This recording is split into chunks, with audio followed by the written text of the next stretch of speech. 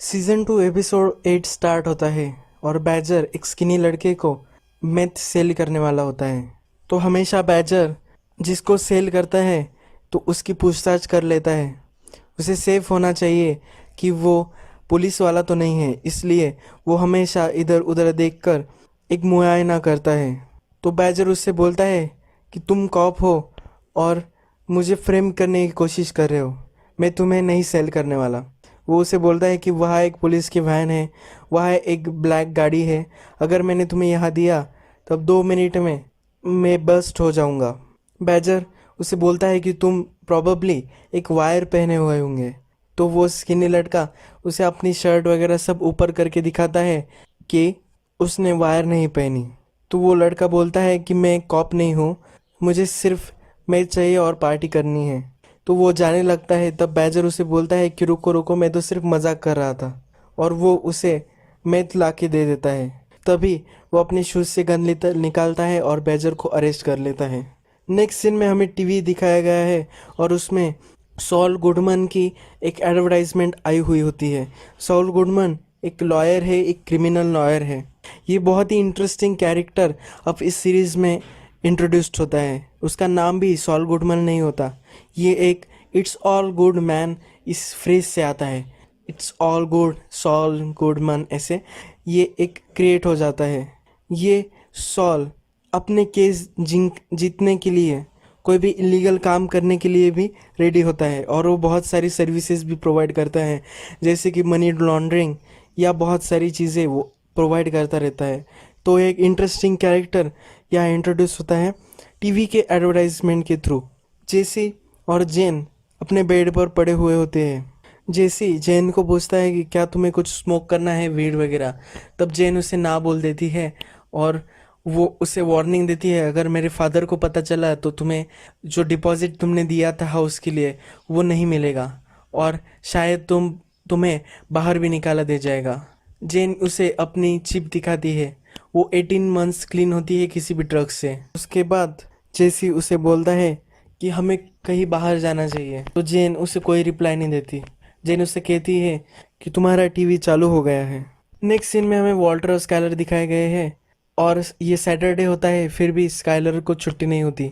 तो वॉल्टर उसे ये बात बता देता है। स्काइलर वहाँ से चली जाती है। मरी ने वॉल्टर को अपने घर बुलाया होता है और मरी उसे बताती है हैंक को घर पर भेज दिया गया है, और हैंक बहुत ही डिप्रेस्ड है और उसे किसी फ्रेंड की ज़रूरत है। हैंक उस इंसिडेंट के बाद बहुत ही डर चुका होता है और उसे अपने जॉब पर जाने की कोई नीड नहीं होती। वॉल्टर उसके पेड़ पर जाके बैठता है और हैंक उसे बताता है कि सबको हार्म हुआ था उस स्पोर्ट से, पर सिर्फ मैं ही बच गया था क्योंकि मैं एविडेंस बैग लेने गया था। तो उन्हें कुछ गड़बड़ लगी और उन्होंने मुझे घर भेज दिया है। तो वॉल्टर उससे पूछता है कि अब तुम क्या परमानेंटली तुम्हारी जॉब चली गई है। तो हैंक उसे बताता है कि ये परमानेंट नहीं है, एक टेम्पररी, वो डिसाइड कर रहे हैं। वॉल्टर उसे बताता है कि इस इंसिडेंट के बारे में तुम्हें किसी से बात करनी चाहिए, किसी साइकोलॉजिस्ट से या किसी से। तो हैंक उसे बोलता है कि मैं वो नहीं करूँगा, अगर तुम साइकोलॉजिस्ट से बात करते हो तुम्हारी ज़िंदगी ही बर्बाद हो जाती है। वॉल्टर उसे बताता है कि तुम मुझसे बात कर सकते हो। तो हैंक उसे बोलता है कि तुम्हारी और मेरी फील्ड ज़रा अलग है, हम एक्चुअल में एक दूसरे से बात नहीं कर सकते।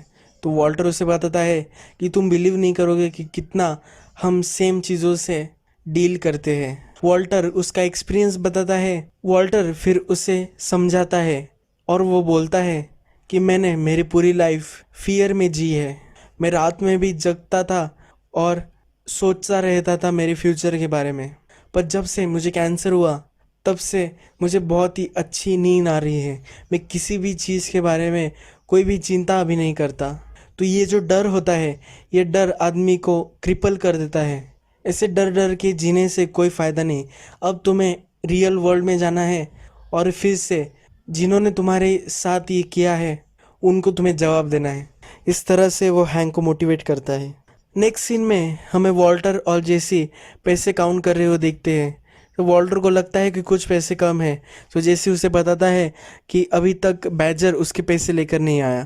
तो वॉल्टर उसे बैजर का पता करने को पूछता है। जब जेसी कॉल करता है और बैजर का पता करता है। तब और प्रेशर डालने पर उसके फ्रेंड उसे बताते हैं कि बैजर अब पुलिस कस्टडी में है। अब वॉल्टर ने हैंक को मोटिवेट करने के बाद हैंक अपनी ओल्ड जॉब में फिर से वापस आ जाता है और उसका फ्रेंड उसे बताता है कि बहुत दिनों तक ड्रग्स मार्केट में नहीं थे, पर अभी फिर से वो ब्लू मेथ अवेलेबल हो चुका है मार्केट में और हमने बैजर को भी पकड़ा है। बैजर से वही स्किनी लड़का जो एक्चुअल में ऑफिसर होता है वो उससे नेगोशिएट करने की ट्राई करता है।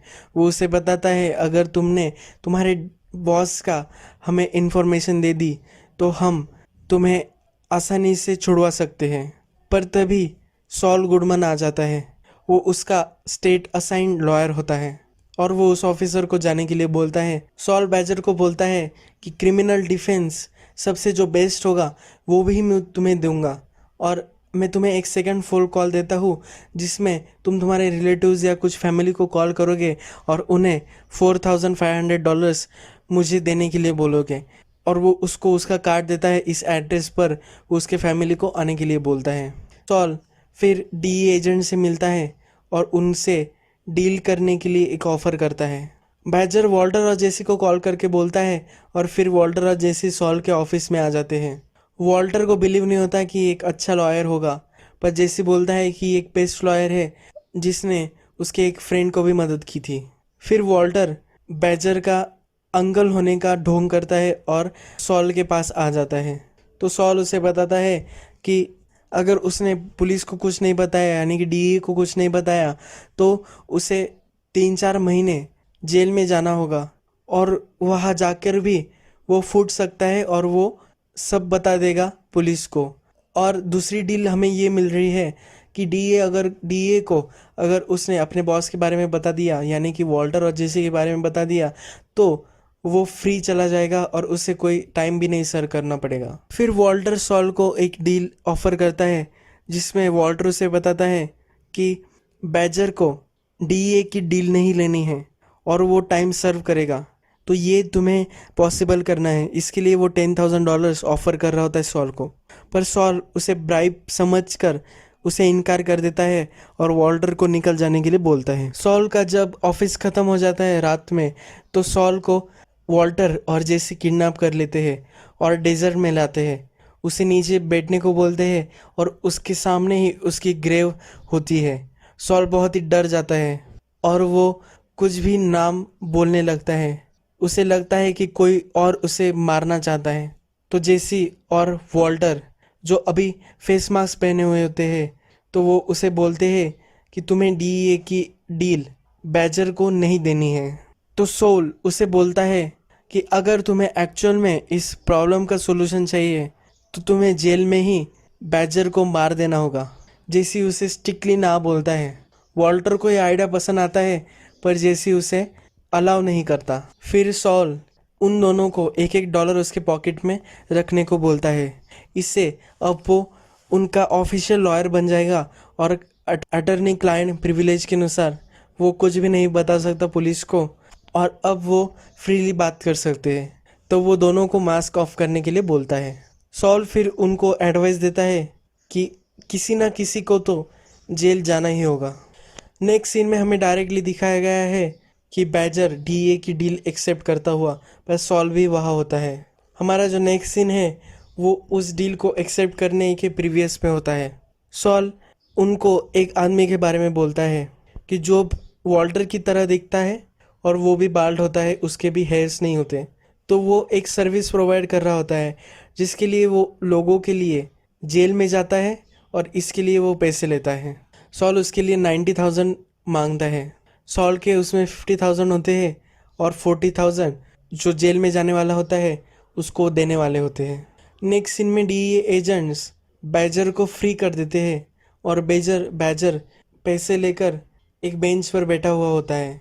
वही उसे सॉल गुडमन का जो आदमी होता है वो मिलने आने वाला होता है।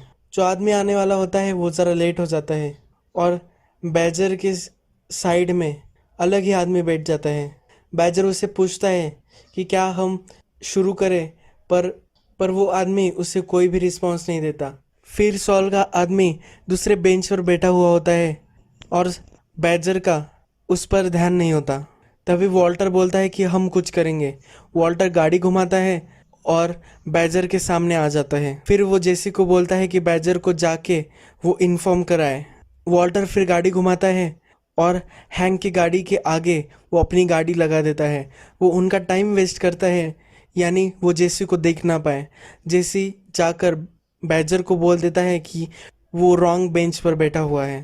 तभी बैजर अपना बेंच चेंज कर लेता है और सक्सेसफुली वो उस आदमी को अरेस्ट कर लेते हैं। जेसी जब घर आता है तब उसका बेड डिलीवरी हुआ होता है। जेन ने डिलीवरी मैन को अंदर आने दिया होता है और उसका बेड घर में ही होता है। प्रीवियस सीन में जब जेसी और जेन इंटीमेट होते हैं तो उसके पास बेड नहीं होता, तो अब वो बेड का इनॉग्रेशन कर लेते हैं। नेक्स्ट सीन में सॉल गुडमैन वॉल्टर को मिलने उसके केमिस्ट्री लैब में आ जाता है और वो उसको बोलता है कि तुम एक्चुअल में केमिस्ट्री टीचर हो। मैंने एक प्राइवेट इन्वेस्टिगेटर लगाया था और उसने तुम्हारा पता जल्द ही मुझे ढूंढ कर दे दिया। तो वॉल्टर उसे बोलता है कि क्या तुम मुझे ब्लैकमेल कर रहे हो। तो सॉल उसे बताता है कि मैं ब्लैकमेल नहीं कर रहा, तो मैं तुम्हें सिर्फ आगाह कर रहा हूँ। तुम्हें लॉयर की ज़रूरत है, स्पेशली ड्रग डीलर्स को बहुत ही ज़रूरत होती है एक लॉयर की। सॉल उसे बताता है कि तुम एक बहुत ही अच्छा ऑपरेशन यहाँ रन कर रहे हो। जिस तरह से डीईए तुम्हारे पीछे पड़ा है, तो ये बहुत ही इम्पोर्टेंट काम तुम कर रहे होंगे।